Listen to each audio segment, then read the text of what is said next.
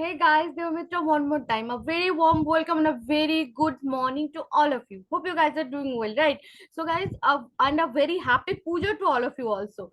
So, guys, in my previous sessions, I have talked about so many things. Right now, I'm going to give you the idea about how to make a resume because a resume is a document commonly used in the hiring process that we all know. It includes information about your background and qualifications and should communicate the most important relevant information about you to employees in a clear, easy to read format. The goal is to quickly communicate why you are uniquely qualified for the position based on your skills and experiences. So to create a resume that will get noticed by employers, you can follow a few simple steps and best practices. The main goal to keep in mind is to make your resume relevant and readable. So how to create a professional resume? Let's get started, guys. The first one is start by choosing the right resume format. That is very much needed. Let's take a closer discussion at the best ways to write each of these resume sections. For more inspiration when writing or updating your resume, look at resume samples from your industry and job title. A format is the style and order in which you display information of your resume. There are three commonly used resume formats you can choose from depending on which is right for you. Okay, a chronological, functional, or combination.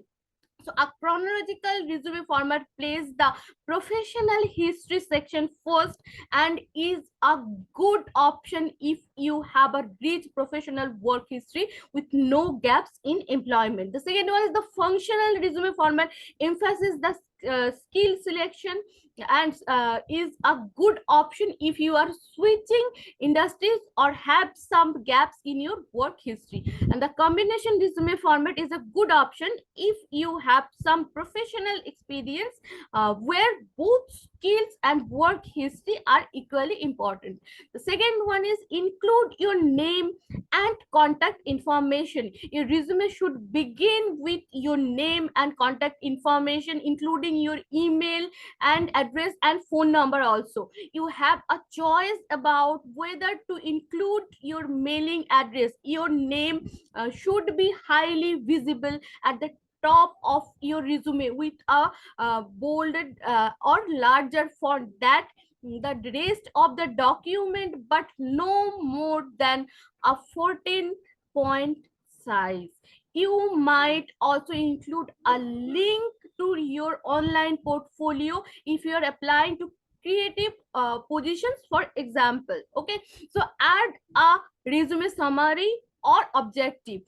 After your contact information, you have the options to include either a resume summary or objective statement. An objective statement quickly explains your career goals and is a good choice for those who with limited professional experience, such as recent college or high school graduates. A resume summary is a short statement that uses active language to describe your relevant work experience and skills.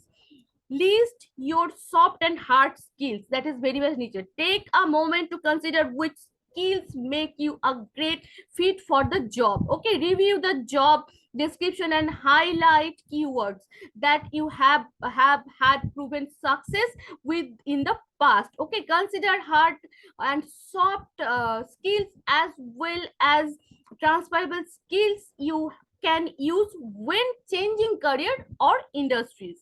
Create a skill section with the keywords that are relevant to the employer. List any required skills like certifications or license first. List your professional history with keywords.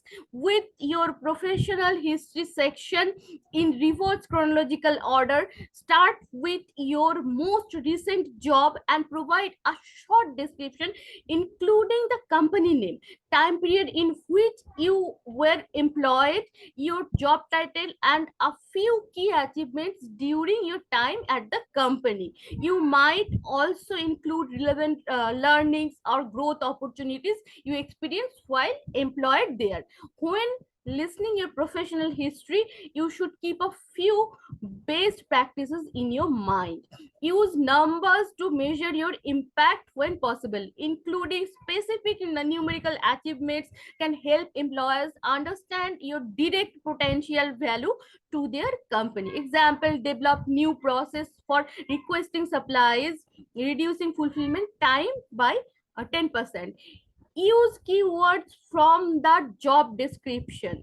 Similar to your skills section, you should also include information from the job description in your job history bullets. Okay, for example, if the job description mentions the importance of meeting sales quotas, okay, you could include information about how you have made the exceeded quotas in past roles. So be brief. Employers have mere seconds to review your resume, so you should keep your description and concise and relevant as possible. Try removing filler words like and the. You should also only list key achievements instead of multiple lines describing your role. Use action verbs. Make a stronger impact by using action verb to describe your professional achievements. Some example included developed, okay, saved, drove, and managed. Follow the same process for the other work experiences. If you do not have extensive professional history, you should also include internships and volunteer opportunities following the same format. Include an education section.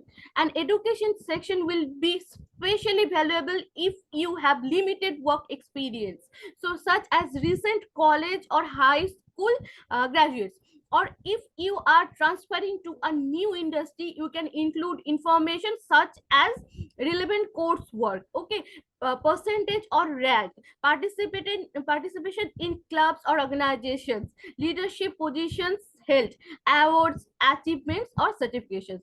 When writing your education section, you should include the names of the institutions, dates of attendance, and your degree or areas of study. If you are applying to mid or high level positions, you might remove all but the name of your school and dates of attendance to make room for more relevant professional experience on your resume. So if you have certifications or license that are relevant to the job description, you could include them in the section as well. To save space, you can leave off any credentials that are not directly related to the requirements of the job. Consider adding optional sections. If you have significant white space on your resume, consider adding an achievement or interest section. This can help supplement a shorter resume, okay, especially for those with limited work and educational experience. Make sure that the achievements and the interest you list support your career goals and are relevant to potential employers. Format your resume. While the layout of the resume is important, you should also take time to pay attention to formatting details like front size, front style, margins, and spacing.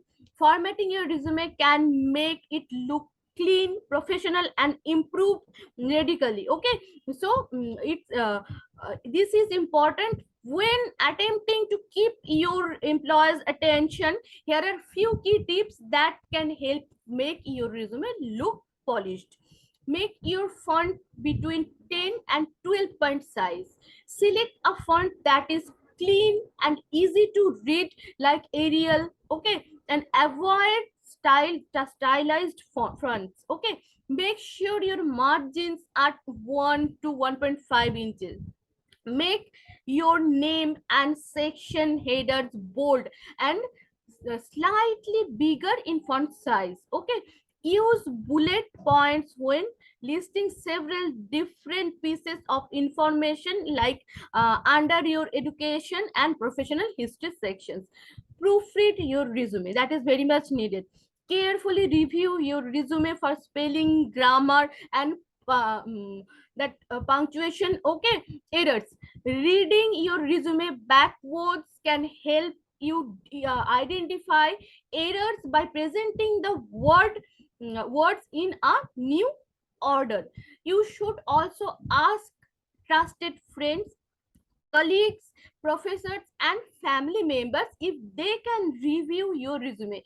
Third party opinions can help reveal new information you might have overlooked, okay. So if your resume is more than one page, review for ways to consolidate it or shorten each section by removing filler words or the other information. 2 pages may be acceptable if you are applying for high level positions or industries like healthcare or academia. So tailor your resume for each position. It's important to revise your resume to tailor it to each position you apply for each job. Adjust the keywords in the skills section so that it's a great fit for what the employers needs. You should also change the employers needs. You should also change what you emphasize in the professional history and educational experiences sections depending on what's listed on the job descriptions. So guys, this is the things about making a resume. If you are a professional person, or if you are looking for a job, kindly emphasize all those key points and think about before making a resume, because each and every company's first demand is a compact candidate. So if you have the skill set, kindly create the resume in proper way. This is the first gateway to start your career, okay. So this is for now, guys. Bye for now. I will connect with you any other time. Kindly subscribe my channel, hit the bell icon, and comment below.